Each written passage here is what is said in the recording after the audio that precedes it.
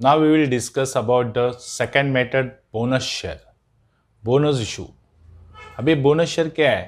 So bonus share are fully paid share issue free of cost, यानी bonus share fully paid रहते हैं लेकिन free of cost में मिलते हैं किसी को to the existing equity share holder in proportion to their share holding, यानी उनकी जितनी होल्डिंग रहेगी वो रेशियो में उनको मिलेंगे.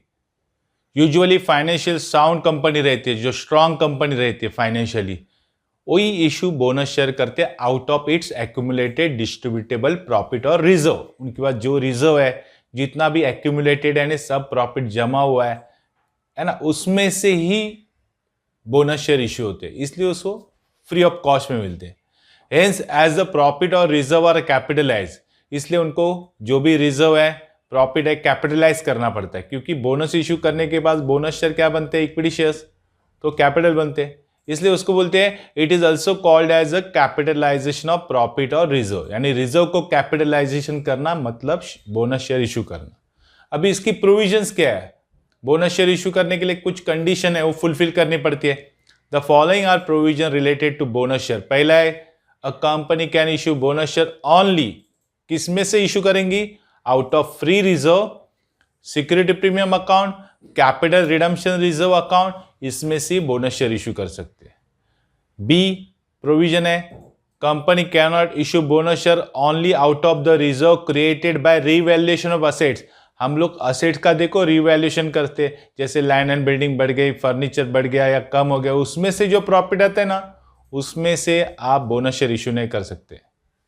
Then C, it also can not issue bonus share instead of paying dividend, यानी डिविडेंड पे करने का है, उसके बदले हम लोग बोनस शेयर दे रहे हैं, तो नहीं होएगा वो, तो ये प्रोविजन में नहीं है. Then once the announcement of the bonus share is made by board of director, board of director ने एक बार अनाउंस किया कि आपको बोनस शेयर मिलने वाला है, तो it can not be then withdrawn, बाद में विड्रॉन नहीं कर सकते. बाद में ई प्रोविजन है, bonus share are fully paid up होने चाहिए, यानी पूरे शेयर्स पेड अप वाले चाहिए, कि उसका आधा पैसा बाद में आप दो, ऐसा नहीं.